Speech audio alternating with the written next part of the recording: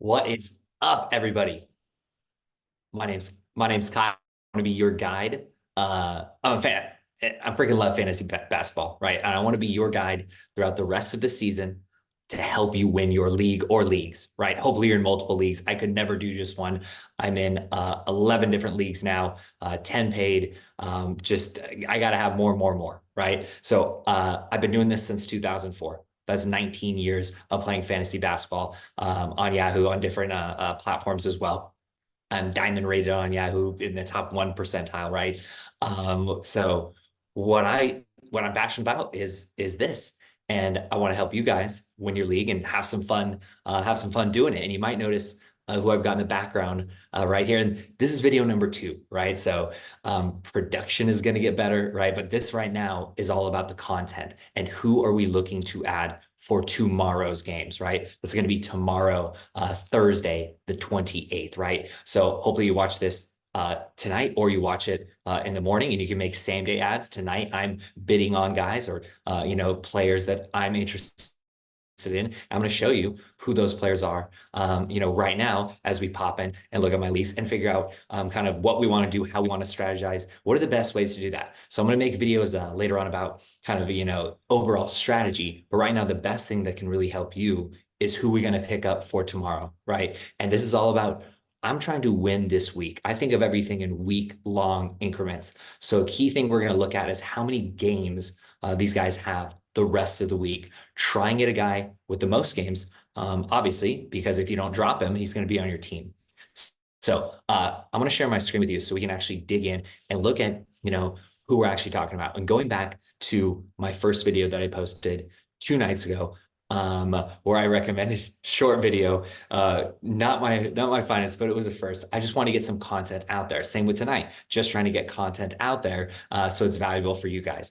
Recommended one guy, Dayron Sharp. And I recommended him because of the last 3 games I saw right here, right? 19 and 15 and 3, 13 and 10, and 11 and 3-1. That last one, not so great, but I reckon him before he had his game against the Pistons, who I said, obviously, worst team in basketball. Let's add this guy who's a stat stuffer. What did he do? 11, 11, 3, 2, 4. That is a double with 2 and 4 blocks, six combined over there, 6 stocks, as they like to call them, right? That's monster, right? And then a 12-4-4 tonight with 1 block on shooting, 750 shooting and 833. Who cares about the lack of threes and free throws? That's 2 categories. This guy is a beast. Right. And he would actually be one that I like to keep. Well, now I have him on 3 teams, right? 3 of my 11 teams I've got Sharp on. I'm keeping him. He's got 2 more games this week, which is awesome. He's probably my second favorite guy still of the ones we're going to talk about. But let's go talk about the guys now that we really want to pick up this week, not just for this week, for tomorrow specifically and the end of this week, right? So we'll do a quick overview just to show kind of where some of my teams are at this year, give perspective on how I'm doing and kind of what my resume has been. So as we look here, we've got third, second, 10th. That's my only non-playoff team, 4th, 5th, 1st, 3rd, and 1st. Right. So 9 teams. This one just started, no record yet, just a free one I did for fun.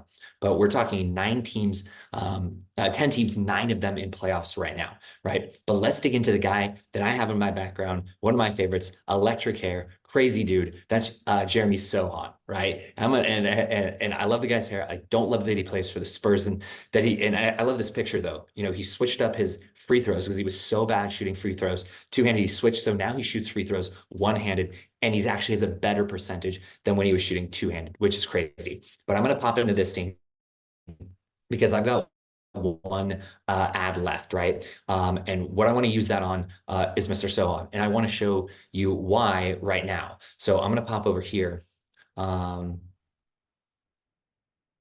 we're going to search here, right? Last 14 days total. One thing I love to do on here is go by last 14 days total or last 7 days total, right? I kind of skip between both of them. And what I want to do, I want to go here. I want to make it only for the games tomorrow because that's what we're doing. When we're streaming, guys, we're seeing who's available tomorrow. That's the most important to me. I want those stats right away and I want more games. And one thing we noticed, not interested in any of these guys. Brogdon, maybe he's coming off actually a couple really good games. He can and he's facing Spurs. So I kind of like him, but who I like more, because he's starting now, is Sochan, right? So since being moved back into the starting lineup, I really like to look at these stats, right? More minutes, and he's now 23-9-4 with some threes, shot 563, then shot 719, 5-3, lacking a little bit in steals and blocks, but you can see he'll chip in, but great on, I love the turnovers. Love the lack of turnovers that he's got recently, right? And I love reading this. Coming off 8 straight games of he failed to score, he's bounced back, delivered one of his best outings, right? So now he's got a 23-19. He's back in the starting lineup. And what's really nice is he's facing Portland and Portland back to back, right? And if we look at these defensive stats, we'll find that Portland is lower on the list, right? They're in the bottom half. They're giving up 115 points a game. So that's definitely something that we can work with, right? So going back to that league, as you say, I went in and I put what did I put, $2 bid on him? Yeah, I put a $3 bid for Son because he is a guy. I want to maybe put $3 out of my 100 budget or whatever I have left. Don't have that much left, but I want to put $3 on him because he's a guy that I could see myself keeping, right? And that's huge. So guys that I can keep longer, I'm going to bid more on, obviously, right? Coming up to the next guy I want to talk about, and that's a fellow teammate, Julian Champagnie. I usually know how to pronounce all these guys' names, so I don't watch the Spurs broadcasts. And I heard no one talk. I think I heard this guy mentioned one time. I listened to a bunch of fantasy basketball podcasts. One time ever was mentioned. I forget how they say it. I'm going to go with Champagnie, right? Another thing we're looking at here, since being moved back into the starting lineup, right? He has been hot. The last 2 games, 12-5, 1-1, like that, shot well, not huge minutes, but the shooting percentage is great. And then stuff the stats again, 16-5 with the threes, getting threes as well as getting steals and blocks. And then looking at these turnovers, that's gold. And you can see when Champagnie gets minutes, he's going to produce. So he produced a couple decent stat lines there as well, right? And now he's back to producing. But the key is to read these little posts here, right? Champagnie got another start on Tuesday. And before the game, Popovich said that Kendall Johnson will continue to come off the bench for this foreseeable future. That should mean that Champagnie's spot in the starting lineup is safe moving forward. This guy is added 6% rostered, 6% in the last day. Everyone is popping on this guy because if he gets to start for a team like the Spurs, who, I mean, they don't play any defense. They're going to be running up and down the court. They can get points. And especially, I still think Wemby, he could get hurt. He could get shut down at any point. He tripped on a ball boy's foot just the other day and had to miss a game. So I want guys that can play. And what I really love though is this. It's the at Portland, Boston, right? That is 3 games. They're one of the only teams this week that has 3 games remaining this week. So this is really maximizing games this week, right? And I love the matchups. Portland, Boston is whatever, right? But Champagnie, we're going to roll with them. Still like Sochan more, right? Still like probably Sharp if you want to pick up Sharp and ahead of time, right? He's not playing tomorrow, but stash him away. Sochan, Sharp, then it goes my guy Champagnie. And then we're going to pop over to this last guy. No, it is not Cade Cunningham. We cannot add him, right? But what we're talking about here, and when I want to focus on this last player, is career games, right? Career high games. And we will see that Cade Cunningham broke out. His career high was 43 points. And I remember that game specifically because I traded him right after. The trade had already been processed. That was the last game I got of Cade. I got his career high game. I was stoked. A little sad to lose him, but got a decent return. But what we see 2-3 games later is that Cade put up his second best scoring night, 41-9-5, right? Another monster game, one of his best career games, shot 71% that time. So this goes back to what I like to talk about is when someone has a career game, right? When someone's coming off their career game, guess what? They have more confidence. Now they might get another career game or come close to that. They're just going to play with more confidence. And one guy that this applies to in his last league, the last guy that I mentioned, right, is my boy Scoot, right? Who I drafted Scoot on 4 teams to start this season. I now have Scoot on 0 teams, right? Because he has been a bust. Look at this ranking, 349.